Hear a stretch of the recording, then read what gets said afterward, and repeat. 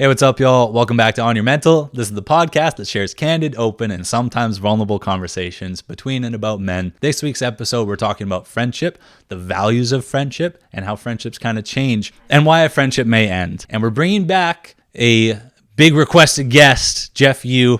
Jeff is bringing his friend Gloria. They've been friends for over 20 years, and we're kind of talking about our own experience between Kabir and I's friendship. I hope you all enjoy this week's episode. It was a great conversation for us, and it's left me with a lot to reflect on, but we'll see you in a minute when the episode starts. Peace.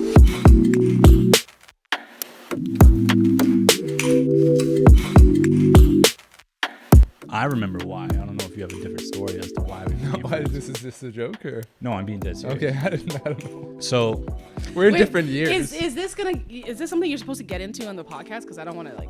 Oh no, it take that doesn't away from matter. you guys. Yeah. No, it's fine. I'm This recording. might be the intro. I'm This recording might right be now. the intro. So if you listen to the podcast, Oh my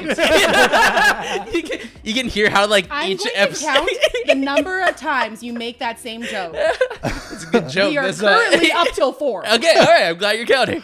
Actually, She's my friend. You know what? Before we start, Yes. I'll start with just saying welcome to the podcast, Gloria. Thank you. And welcome back, Jeff. Gloria and Jeff, y'all are friends. Jeff was telling me y'all been friends for like 20 plus years. Does that sound about 21 right? years. No shit. We've known each other longer than we haven't known each other. That's scary. That's a weird yeah. idea. That's I started like because I think you mentioned in your other part, you're turning 26 or you're turning 26 this year. You're turning 26. So everyone that you knew since grade 8 that you're still friends with, that's the turning point because you would have known them longer than you have not known them. No shit. That's the weird. halfway mark, Yeah. right? Of now you've known each other for like at least half your lives is the 26-year mark. so weird. It's grade 8. 13. Yeah. Well, I started grade at 12 because Showing off over here. Yeah. He does have the latest birthday of all our, Yeah. our friends. It's funny you say that because we are friends because we were in the incentive program. So the Oh. Why do you say it like that? Oh, Why? okay. No, God, I hate That in there explaining so casually. incentive. No, but in grade 8 we had every single class together. Yeah. When you had every single class together, and we went to we don't need to talk, the high school that we went to, right? It wasn't like like 4 classes for every. It was like 8 classes year round. So watch each other every single fucking day for a full year.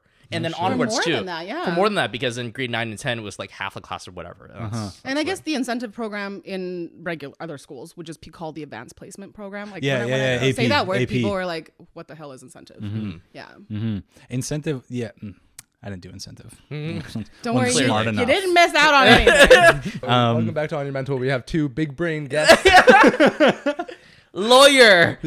Right. Yeah. Philosopher. Blah, blah, blah.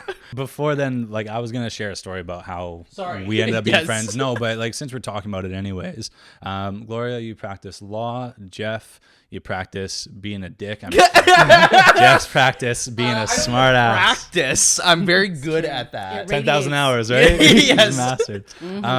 Do you mind just telling us a little bit about yourself, Gloria? Since Jeff has been on the podcast before, Jeff, you have a education background in philosophy, English, and psychology. You have 3 bachelor's I talk degrees good, in those yes. things. You talk good, well. And then Gloria yourself, what kind of law do you practice for the people who are going to be listening, just so they know a little bit about you? Oh, okay. I practice commercial real estate. Currently, I work as an in-house counsel for one of Canada's largest landlords. Not working for the good guys. Although I would like to say that maybe, and I think this is a fact that not a lot of people know, but a lot of commercial real estate around the world is actually owned by pension funds. Interesting. Oh. Yeah. And so when you're thinking of, big bad landlords, I mean, in some ways, that's an inescapable and an inevitable sort of comparison.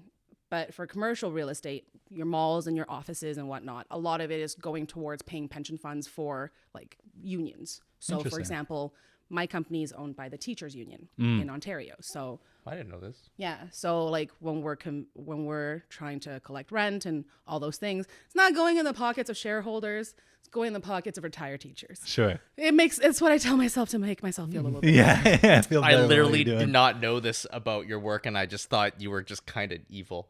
Yeah, the corporate shill is what you thought I was. Yes, you have a heart of gold. 20 plus years of friendship right there. Thank you. Anyways, well, thank you, Gloria, for taking the time to come on the podcast. I appreciate that, especially on last minute notice as well. I mean, you were just told about this today. Yes. So thanks for coming. Coming through for an old friend. Yeah, So sweet. Sure. But that fits because today we are talking about friendship and kind of the importance and value of friendship in people's lives, how that can affect who you are as a person a little bit too. We'll get into that.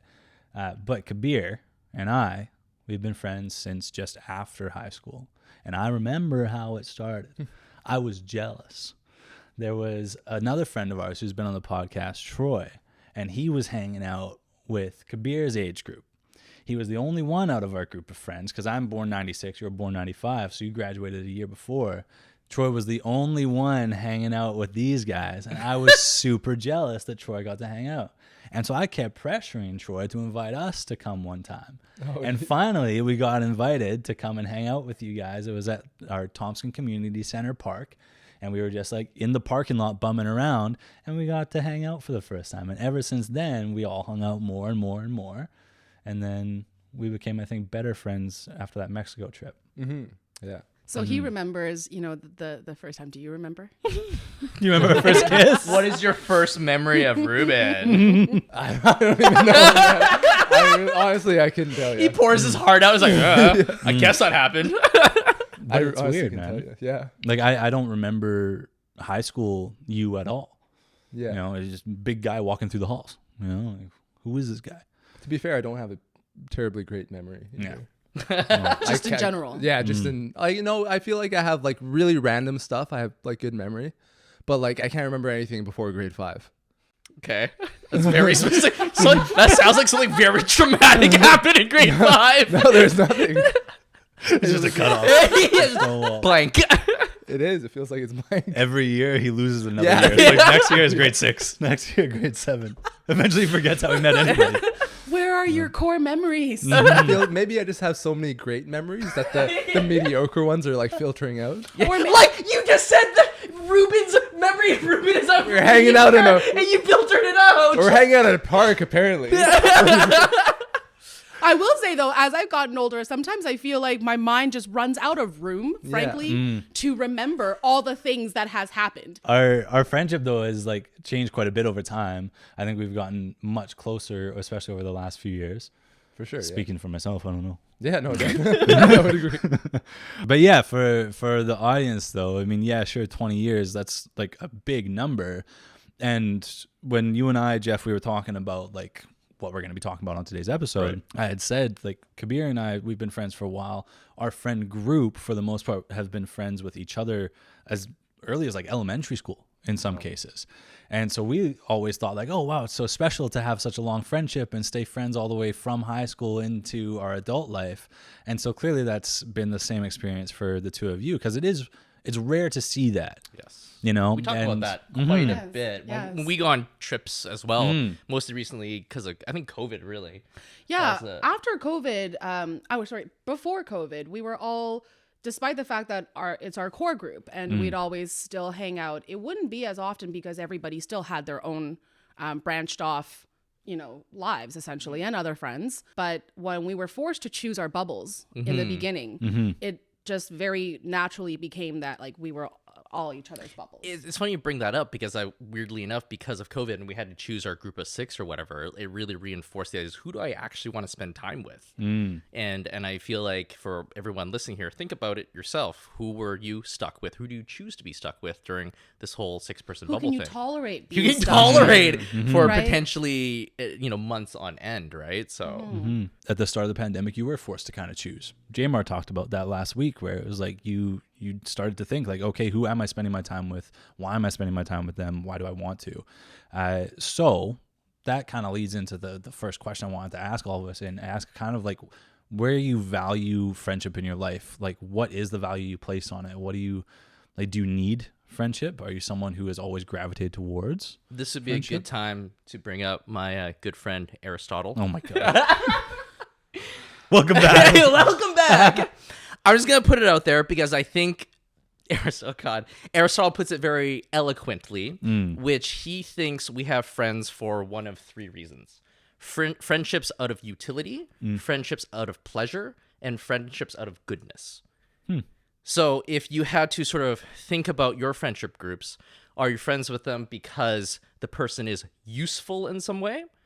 And, that doesn't have to be a negative thing. You're not, like, using them necessarily.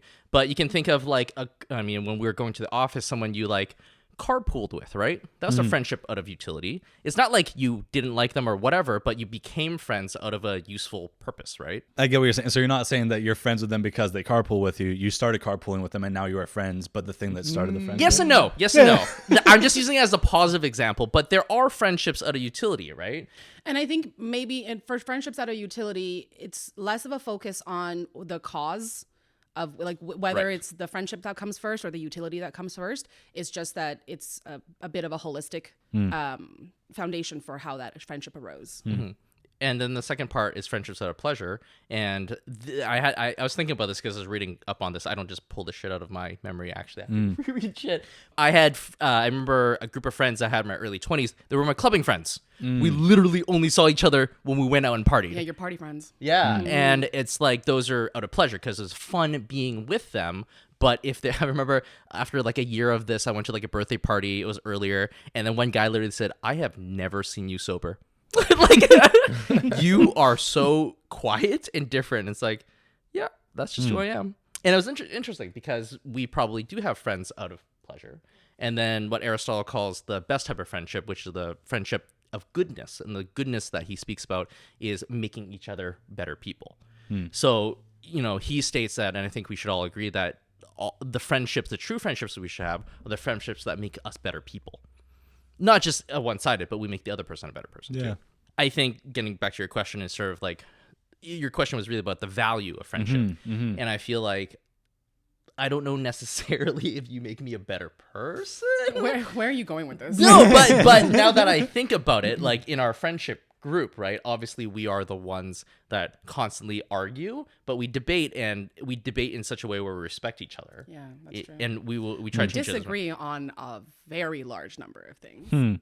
But they're always, I think, wild-spirited and high volume. If you can tell with the audio On recording. the car trip over to our Nanaimo trip, the other people in the car is like, "Yeah, you guys shut the fuck up, please. You guys shut the fuck up, please."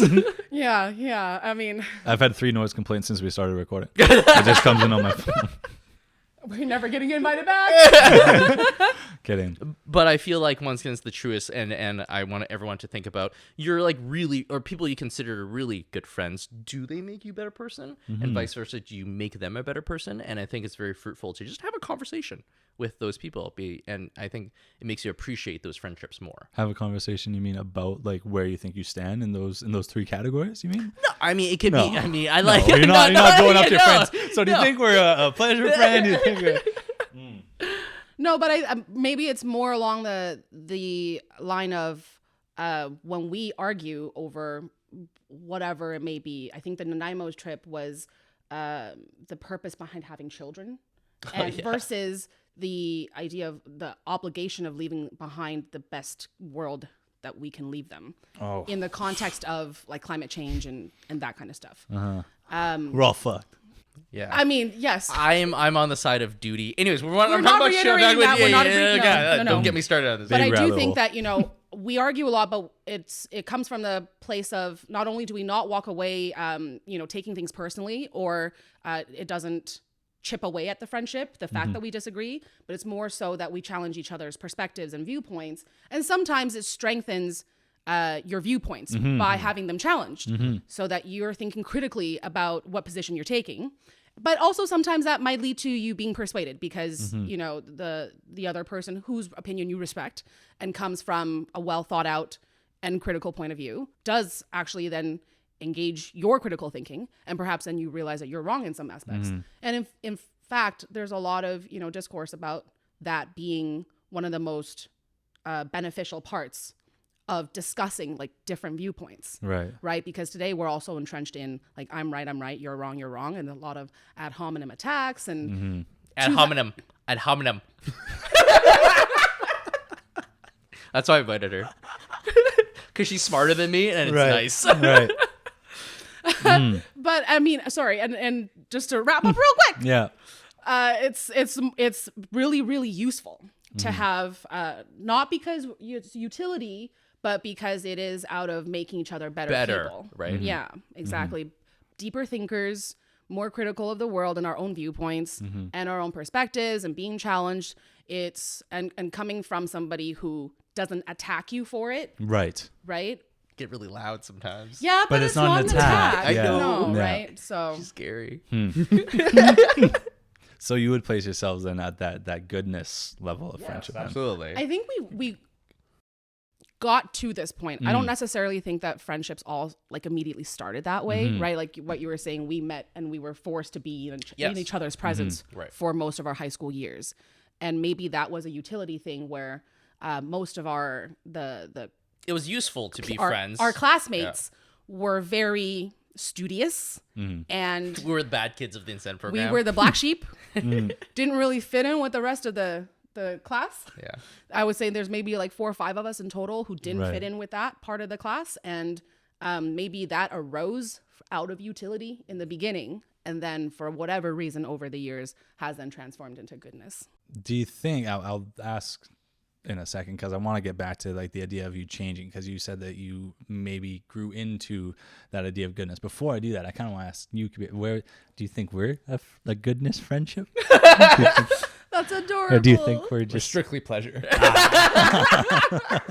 podcast friend? Honestly, I haven't thought about it at like that deep of a level in our friendships. When I think of friends, I'm thinking of people that I'm having fun with that make me feel better after I've left the conversation or the hangout at that time. Yeah, no, I've never really thought about it in that deep of a level. like but- someone making you better? You know? Yeah, but I do feel after I hang out with my friends, I feel better leaving. Like I feel like my social batteries have been charged. You know. But I was just gonna say, like, I like this maybe a little bit off topic, but I really, okay, so, you know, when someone's like dating someone that you don't like, we could get into this a little bit there, which is interesting. Your friends and like they're dating someone you don't like, right? And a lot of people are like, oh, you know, as long as they're happy. And I say, fuck that. I don't care about their happiness. I care about their betterment. Right? Because happiness isn't a thing that is persistent. It comes in little bits and pieces, and you can't just be happy all the time. That's not reality. So I like when I see my friend with someone, yeah, they may be happy, but are they better people for it? Now I'm gonna throw a question back at you based on that, which actually came up a lot from your TikTok. Yeah. So Jeff, of course, had a TikTok that did very well on the TikTok page. But anyways, you a don't need to lot talk of about people were asking, and I think that they were wrong about the way that they understood the video. But I think that the question applies to what you're saying right now. You look at, let's say, a friend who's in a relationship with someone, and you don't necessarily think that that person is bettering them as people, right? Who are you to say what's better for that person? As someone that cares about them, when someone is in love, they see the world in rose-colored glasses, and the benefit of a friend is to give you objective opinion. And I feel But like is it objective? it's more objective than the person that's Than what in they're- it, oh, sure. than that's in it. But is it not through the viewpoint of you disliking their partner to begin with? No, not necessarily. I mean, okay, I get what you mean. Do you see why we disagree? Yes. There but I is like it. there is bias because when someone's dating my friend, they're stealing my friend from me, and I'm bitter about it. But I hold back. I hold back that rage. Clearly. Dignified. Dignified rage. And you're not wrong. There's a certain type of bias from it, but I, at the very least, have a duty to give you my honest, I wouldn't say words objective anymore, my honest opinion about that situation. Sure. And, you know, and I'm saying these things you don't want to hear merely because I respect you and I know you respect my opinion about things. You don't necessarily have to take my advice, but it is my duty as your friend to let you know things that you can't see. Darling, we've had this conversation before. Yeah, no, for sure. I mean, I will challenge you in saying that comes again from your assumption So, that lawyer, I will challenge you. Love it. I object. Okay, go. No, Please. it's not a full objection, but I do think that while I understand your reasoning, but it comes from your viewpoint of happiness and betterment not necessarily being the same thing. And they're not necessarily the same thing. However, some people's idea of happiness is perhaps a stagnation that they're okay with. And we talked about, yes, I know, he doesn't like mediocrity. Yes. Right? So everything has to be, the best You're doing better. version. Yeah, the better and all those things, and man of striving to be the extremes. best. Yes, absolutely. That's Kind of. exactly how I describe myself. I'm a man of extremes. Right. But there's happiness, and I think there's happiness in sort of a peacefulness of being happy where you currently are without having to constantly move forward. And not everybody shares that viewpoint of yours. But what is better, happiness in mediocrity or happiness in betterment? And the answer is happiness in betterment. I think happiness is just happiness. Both of those categories have happiness. Now you're both raising good points.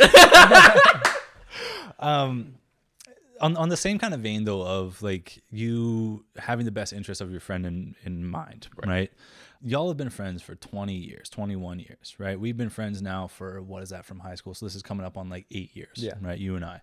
At what point though, and is there a point where like just the tenure of your friendship kind of starts to like weigh into your input on your friends' relationships? For example, in that scenario, you're saying like, oh, I don't think that this person is bettering you.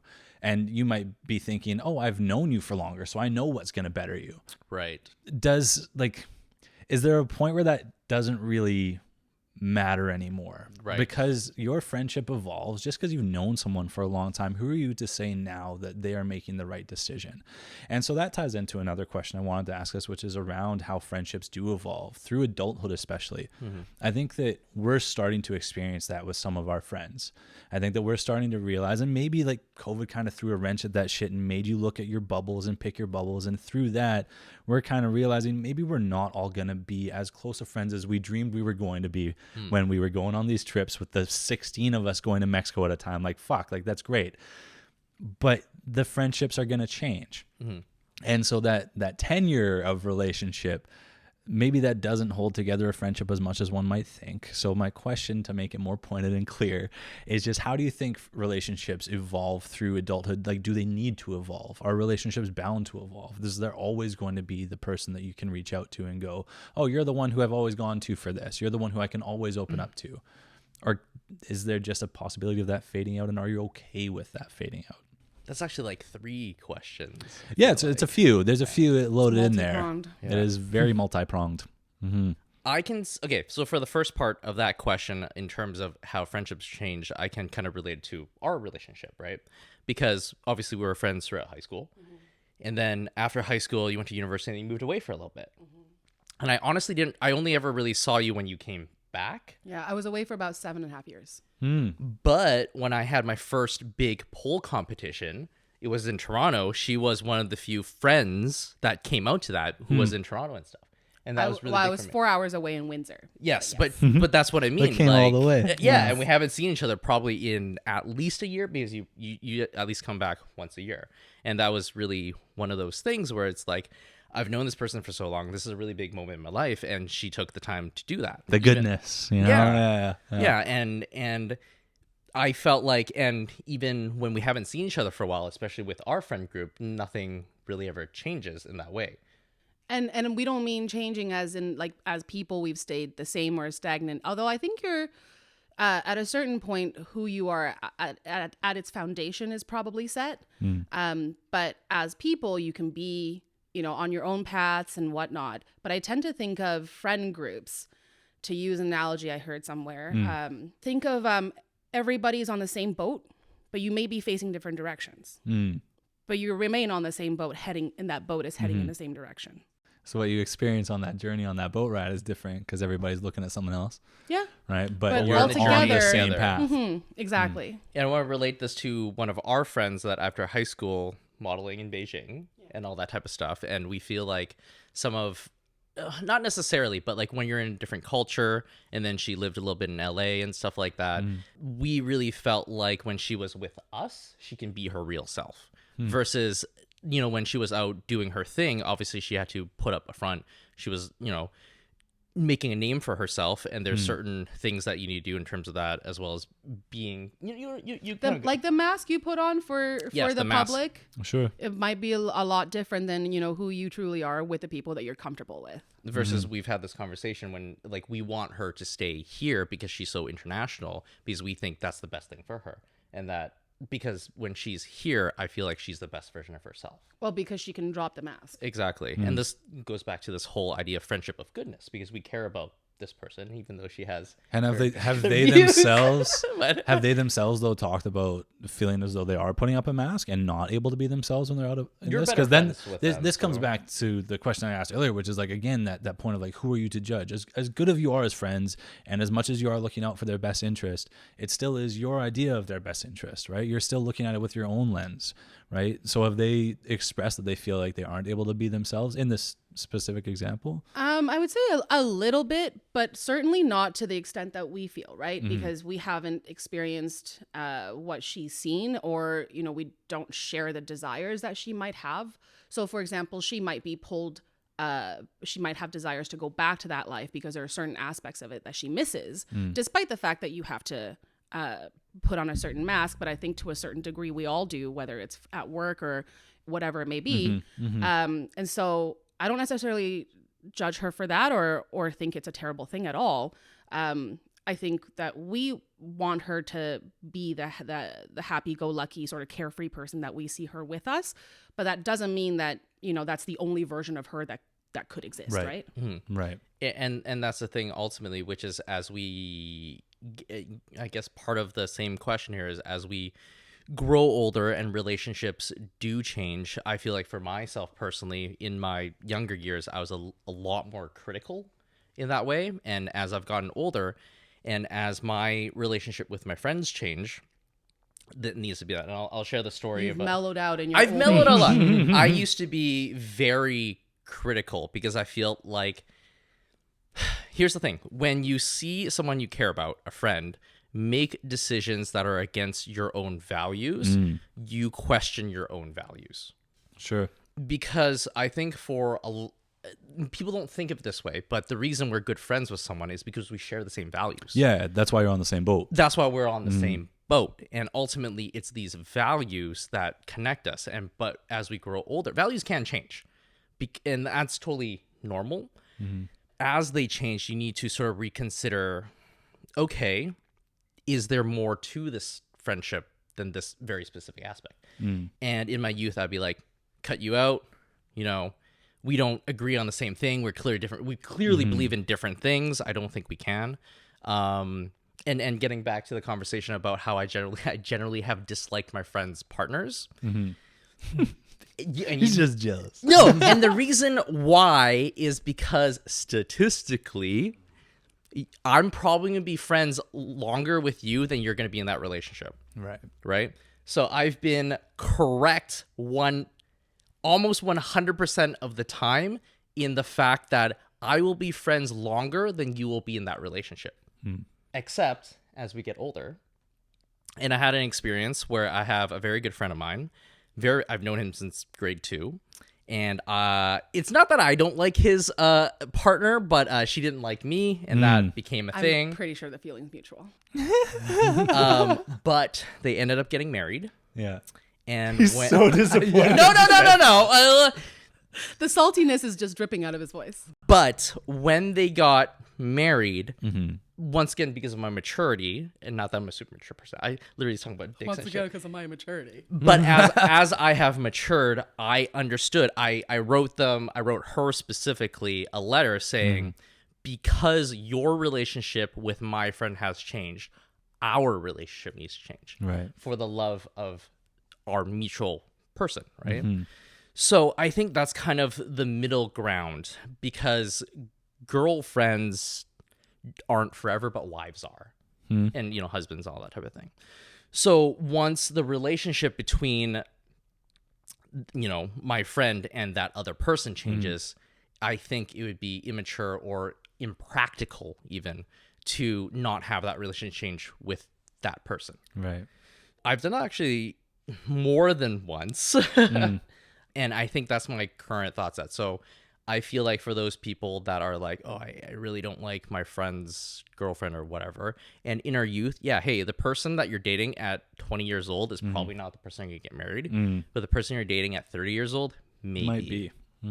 So if you care, and in that letter, essentially, it's like, we need to put aside our differences for the love of this person. For the benefit of this person. So that comes back to your idea of being a friendship out of good, or being a friend out of goodness. Right. Because you're looking out for the betterment of them. And if there's like a disconnect between someone who's been such a good friend, yourself and this person, and then their closest partner, the person they're choosing to spend the rest of their life with, that can kind of hinder the betterment of their life if you guys are kind of butting heads and they can't now keep the same exactly. I friendship. mean, and that's what I thought at the end, is like, this person's married to this person has a kid with this person.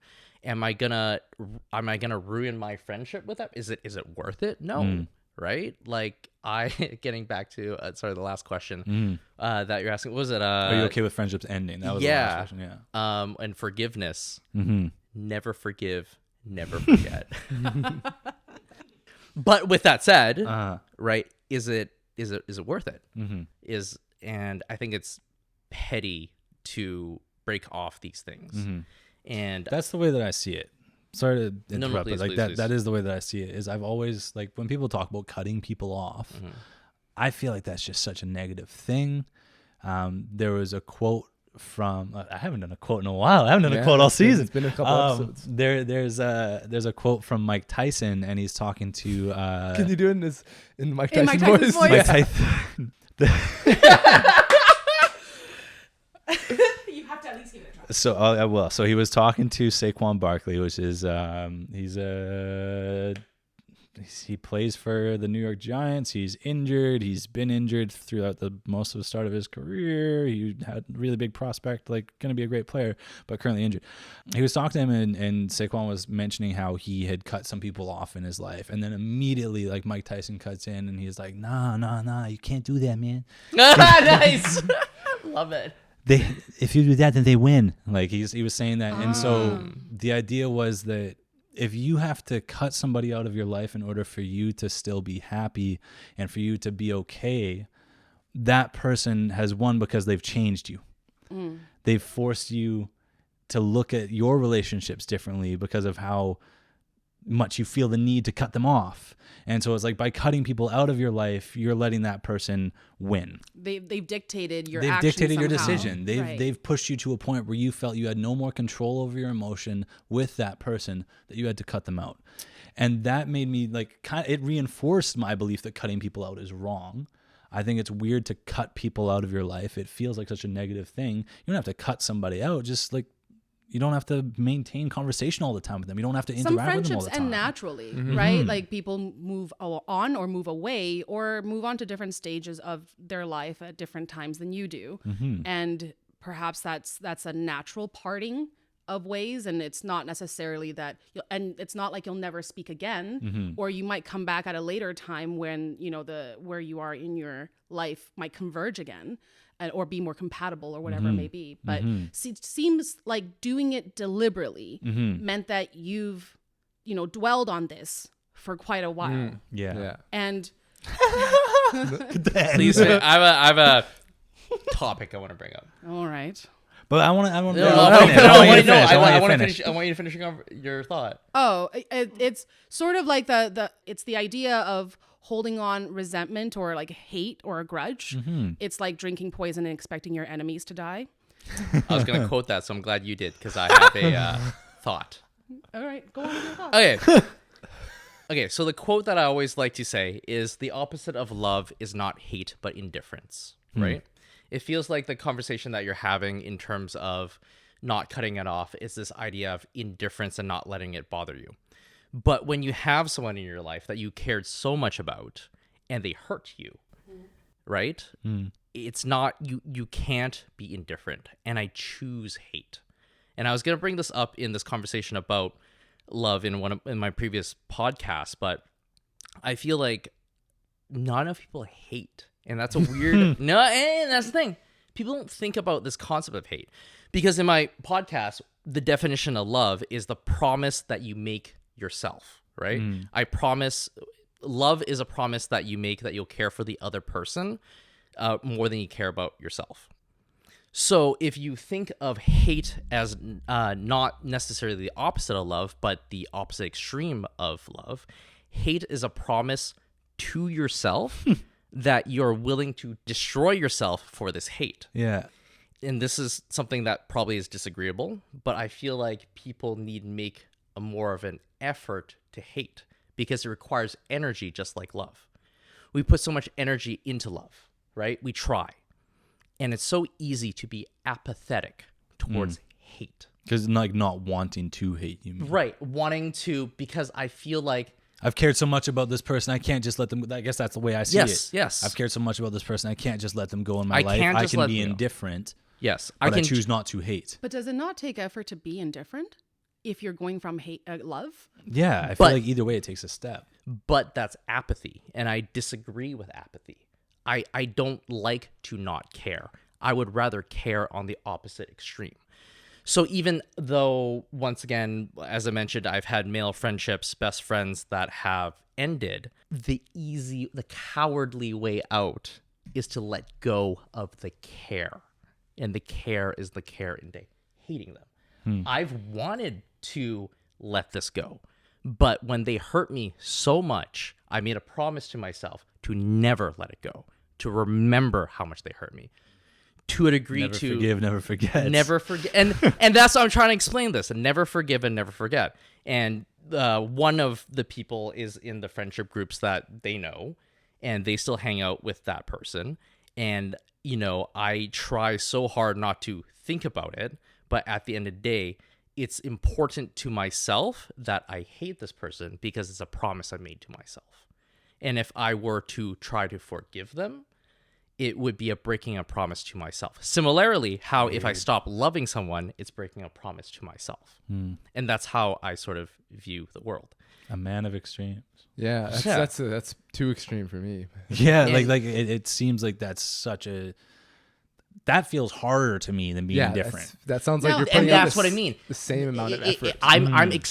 I'm forcefully expending effort Yeah. to care, but in the opposite direction. And if you see me for this type of person that I expend so much energy on to hate, equally, that's how much I expend in my love for people. But Right. you wouldn't you think the opposite of caring so much is not caring at all? No, that's what I mean. But it's so much energy to the same amount of energy. Yes, if not more. But that's Right. what I mean. That's the quote. The opposite of love is not hate, but indifference. I'm not trying to not care for them. You're trying to not love. I can't love them for what they do, but I still care about this person. Man. But then, like I feel like I'm coming back to the Mike Tyson bit where it's like, but then, like, do you care so much that now you're filling yourself with hate towards this person? Wouldn't being indifferent be better for yourself? Because I don't know, I'm just feeling like it's weird to carry a burden of hate. Well, It's if weird to if carry I that could weight. Provide some context. I think for this particular ex-friend of his, perhaps the choice to do that is more speaking to the depth to which they hurt you or they hurt him. Yeah. And therefore it's sort of a way to deal or process. Sure. Yes. Sure. And I won't. I don't disagree with that. necessarily think I don't want to speak for you, but I don't necessarily think you approach every single Wrongdoing that way. right. No, Yeah. for sure. But because- it's certainly the They didn't buy The me coffee extent. last week. I fucking hate them now. Like you've But done me absolutely, wrong. you're right. like sometimes it's warranted and other times it's not. And I don't know, once again, we won't talk about the history of things because it's not that's really okay. necessary to do so.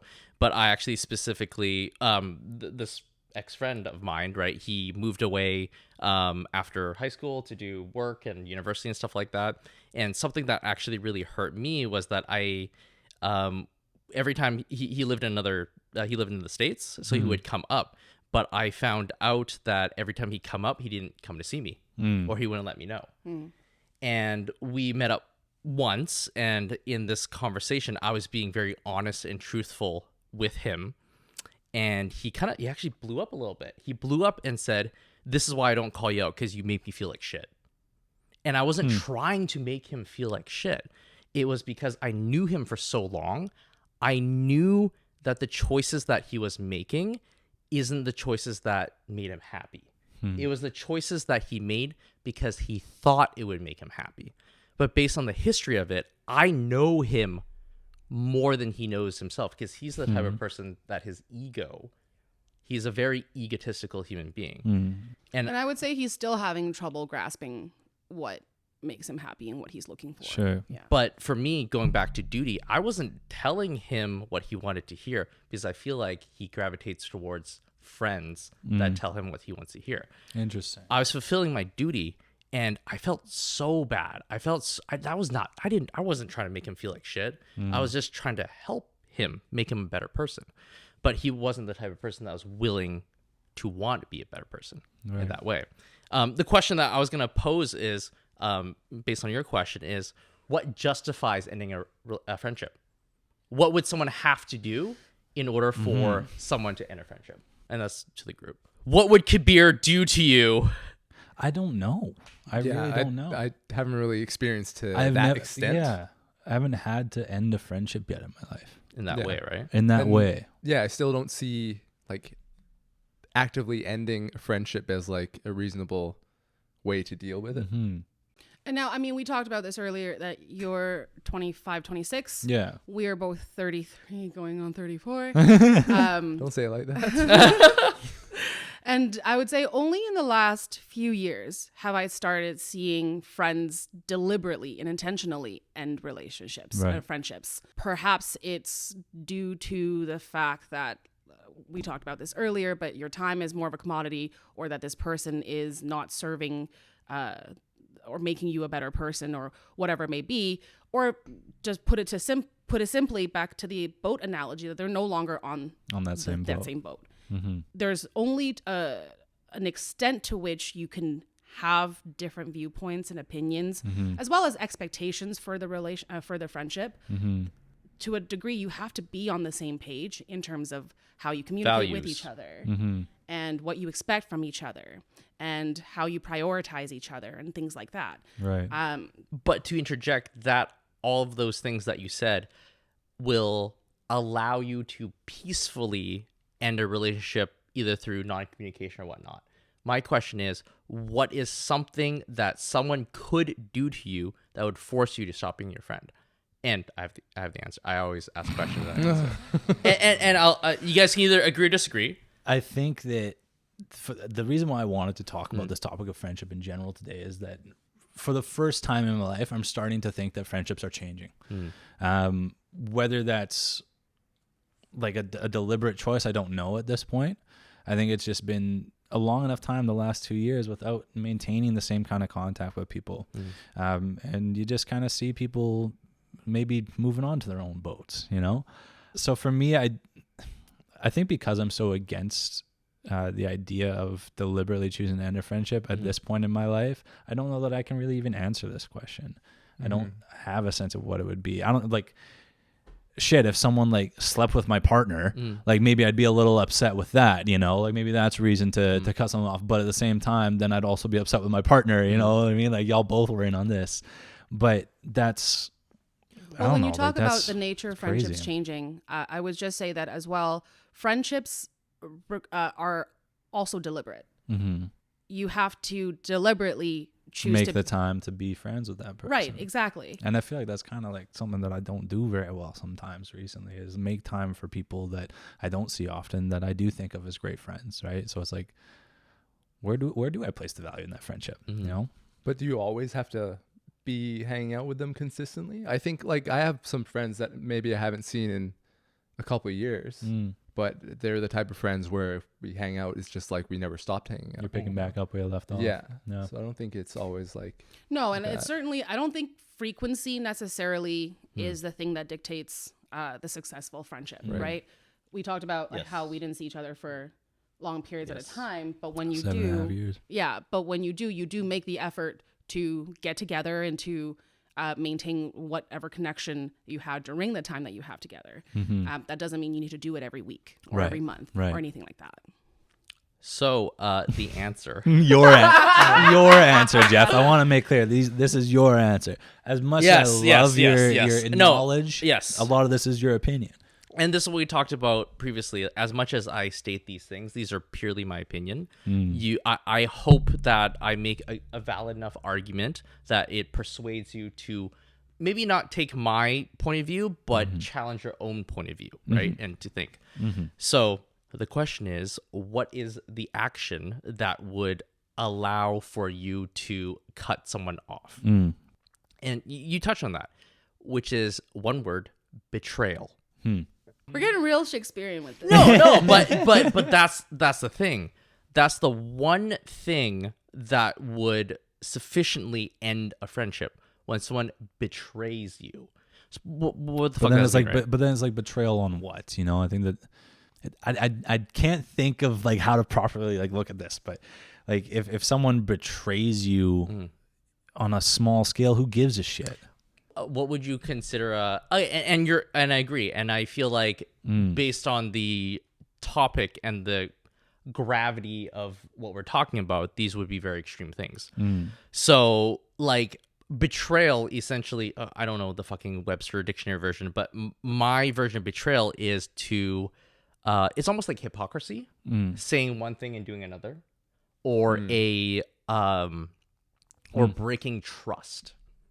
So in the specific examples, But I mean, the thing is, betrayal as a word connotes such like intensity to it. and that's what it necessitates intensity, right? It requires such a obvious act that it constitutes as betrayal, which And is a subjective. conscious act. And and that's the thing. It's and I'm very glad you said that word, because you can't be betrayed if it's accidental, because then you can still repair the relationship. But I like that now. Okay, I'm growing on this idea. Yeah, Okay. Classic so- Jeff, you motherfucker. He gets you eventually. So in the specific case of our ex-friend, I'll share. I'll try to say as briefly as possible. What had happened was that I had a relationship with someone, and that I had a romantic / physical relationship with a woman, and it ended very poorly. It ended very, very poorly. And then because of a couple of instances, that ex-friend got close with that person. And then Intentionally, not accidentally. Yeah, intentionally got with that person. And we had a conversation in which I straight up told him, this person hurt me. I cannot be around this person. I want you to make a choice. And I understand it's hard. Do you care about being with this person, which has hurt me so much, more than you care about me? He said, I'll think about it. And he never replied me, but they ended up getting together. And I even warned him, she is not a good person and she will hurt you. And that's what happened. So that is my explanation of betrayal. Right. Was it unfair of me to make him make a choice? I wouldn't say so. No. You wouldn't Well, say so? not in my opinion. No. No, I would see myself in your perspective making the same choice. And I think that was the hardest thing, where someone you cared about so much saying, I care less for you Then you do this person. than this person who has hurt you. And I think that's valid to cut that person out of my life. I don't disagree. I would agree. Hearing this story, I would agree. I understand not everyone has these experiences. And I'm just going to say this. Not everyone has, I don't necessarily want to use the courage, but not a lot of people say to their friend, choose this person or choose me. Right. But I am a man of extremes. I want to make things very clear cut. Right. Which is, there are consequences to your actions, and that includes my friendship.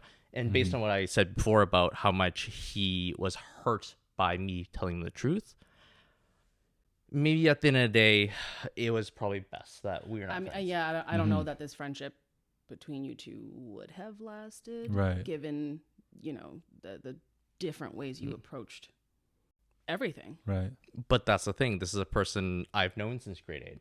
This is a person I care deeply for. And now I can't be indifferent to this person, because he has hurt me so much.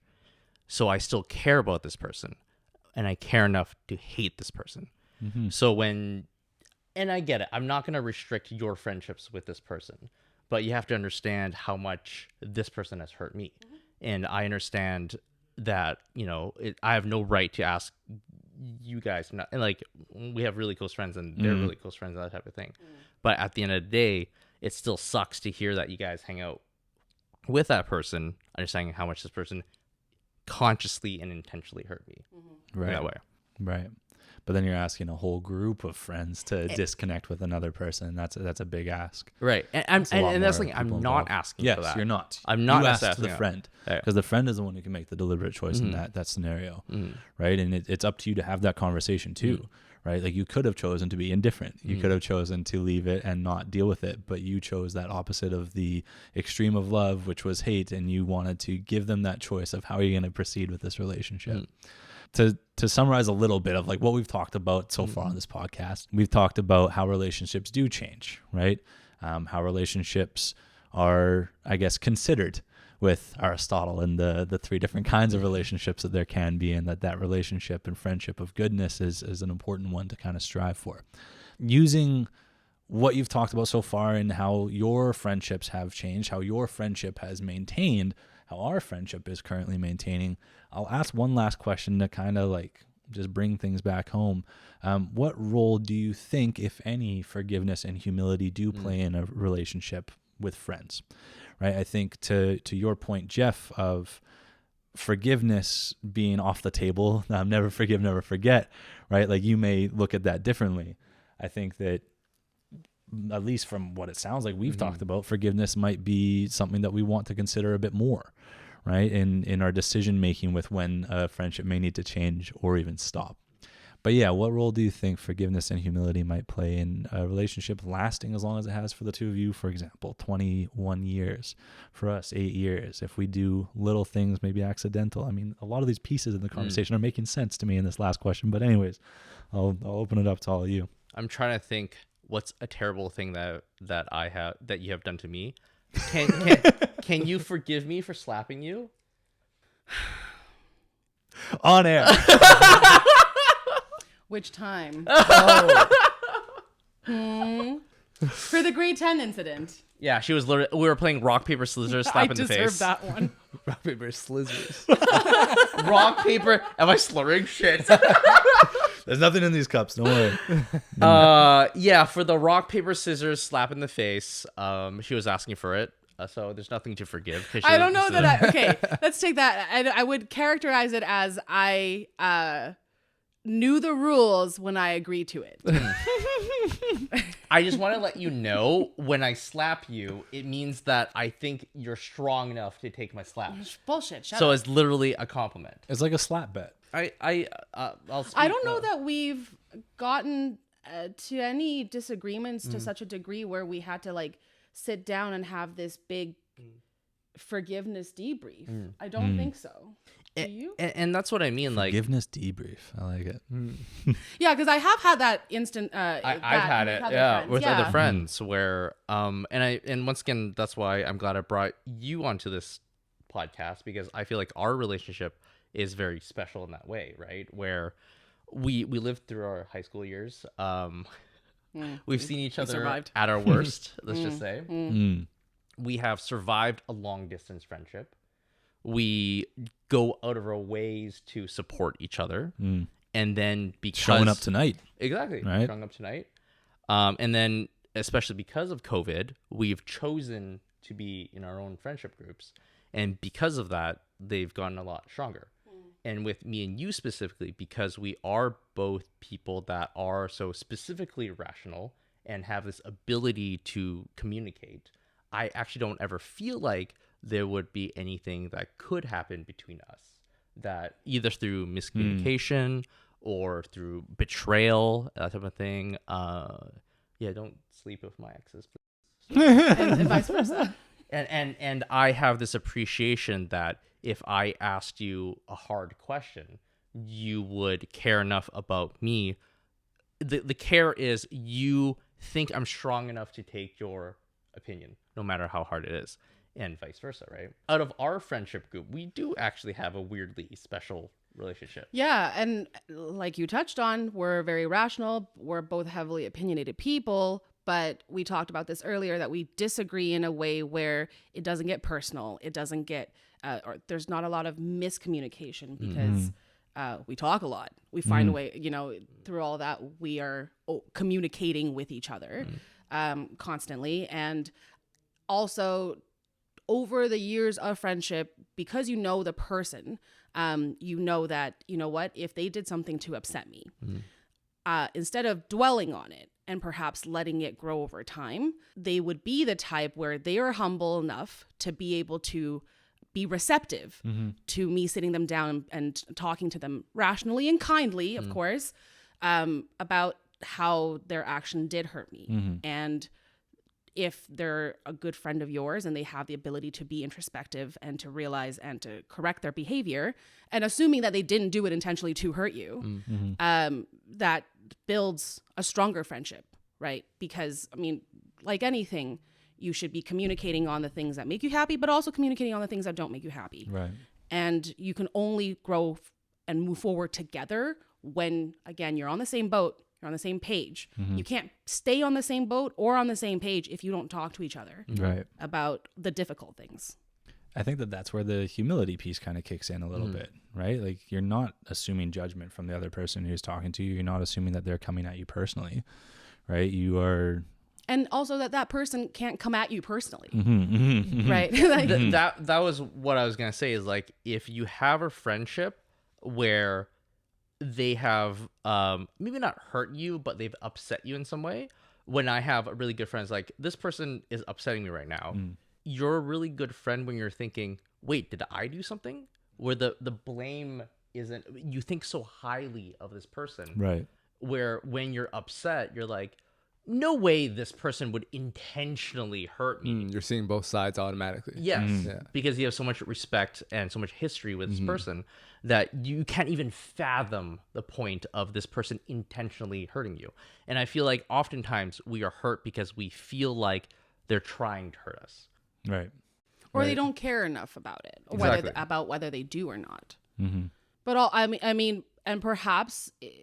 I can't speak for the rest of our friend groups, but perhaps with you and I, we never get to that point because, again, right at the outset, you have to also watch how you treat your friends, right? And so to be more cognizant of the actions that you're doing before you do them, so that perhaps an apology or a difficult conversation, an apology is not then called for afterwards. Right. And that's part of the humility part, is that if we are in tune with our friends, we should see that they're getting upset, right? So whenever we have our debates, right, like you can tell where I'm getting very at some point we're both like, okay, you know what, it's time to take a break, let's take a break, de-escalate, let's move on to something different. What I kind of want to maybe throw in here, and I love what you're saying. I want to add one little bit to it, and then I want to ask Kabir a bit more pointedly, like, how do you feel about humility and forgiveness and the role of friendship? But I feel like part of that, the onus is on the friend as well, who is getting upset, to make it clear that they are too, right? I mean, as much as we can know our friends and we can know our boundaries, and when we are maybe pushing a button or doing something that is maybe starting to veer towards what might feel like betrayal.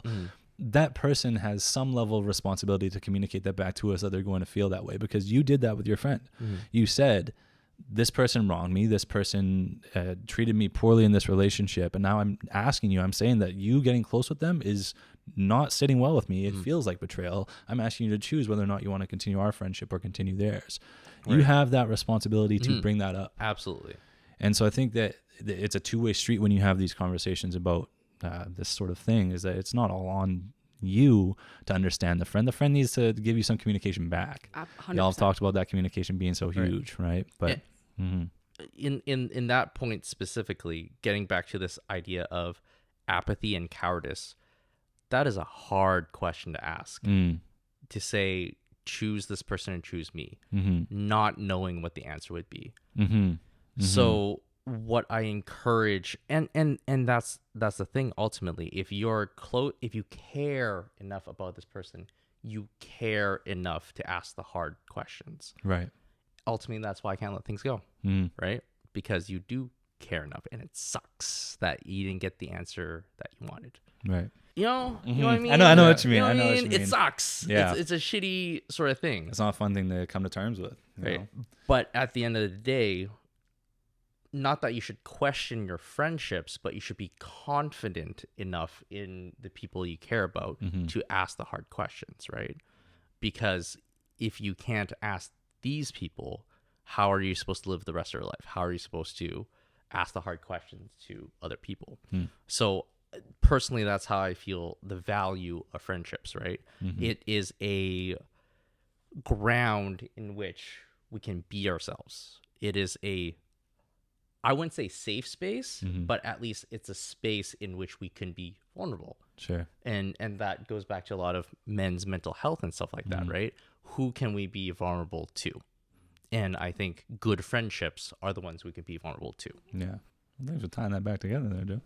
So that's what I do. That's what I do. It always comes back to episode. Cabs, how about I like you, how man? everyone just reaches. Yeah. It was a good drink moment, you know?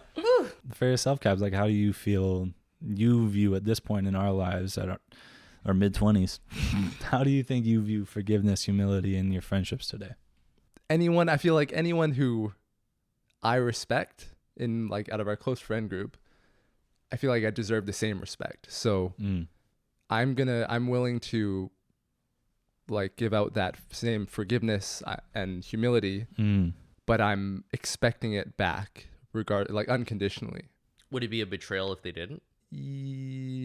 Would it reach the point of a betrayal, or would it be more of a? Yeah, I wouldn't consider it a betrayal right off the bat. It would be. I guess Because it would of depend on the intention. situation. Yes, like from my closest friends, I wouldn't think any of them would be doing any of that intentionally. I would never consider that a betrayal right off the bat. That would not like a betrayal would be off the table. Yeah, so And I that's would, something that hurts. You always think that about your best Yeah, I friend. suppose, And then yeah, that's and true. then when it happens. yeah, Right. yeah. Sorry, not to question your friendships. No. I've Shit thought on his about parade. it. No, there's no parade. All right? But I like the way that I hear that though is that forgiveness is still something that you do put on the table before anything else. Yes. Before considering betrayal, you consider Yeah, forgiveness. if there's any sort of like situation where there's a miscommunication, I'm seeing that as a miscommunication first before anything else. Yeah. Because you're giving yeah. them the benefit of doubt. yeah. Positive intent. Yeah. Yes. But again, Yeah. that's based on how my friendships are. So if it's like someone like Reuben or like someone of my core friends that make me a better person, I know that they make me a better person. I'm definitely giving them the benefit of the doubt Before anything else. before anything else, for sure. As you I should. like that. As you should. I feel like this is a nice enough spot to wrap things up, if that's okay with all of you. We'll do something later, Caps. No worry about it. We better.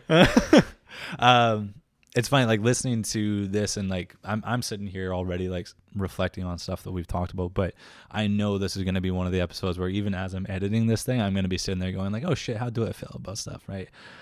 So I appreciate y'all coming in and having this conversation with us today, because I think it's done exactly what the two of you maybe aim to have this conversation do for myself as a listener, essentially, to this podcast, and to the audience of the podcast, is to make you question and think about these things and question your own values and beliefs around friendship.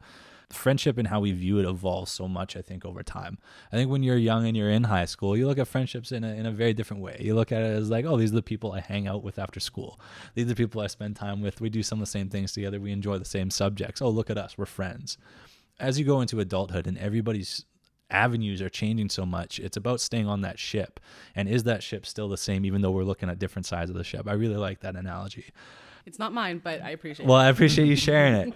And I think that, this, if anything, this episode gives me plenty to even just sit and reflect on. So I appreciate y'all coming in and doing this. Well, thank you for having Yeah, us. of And course. it's been a really interesting time as well, because as much as we've talked about how our friendship has gotten to this point, because sometimes we wonder, how did this happen? And we don't certainly have a clear answer for it. Yeah. But we've never really delved to this kind of degree and this kind of depth to it as well. So Cool. I appreciate the fact that you've made us think as well. Yeah, absolutely. Well, thank you. thank you for coming on, everybody. I hope you enjoyed this week's episode. I had a good time chatting with y'all.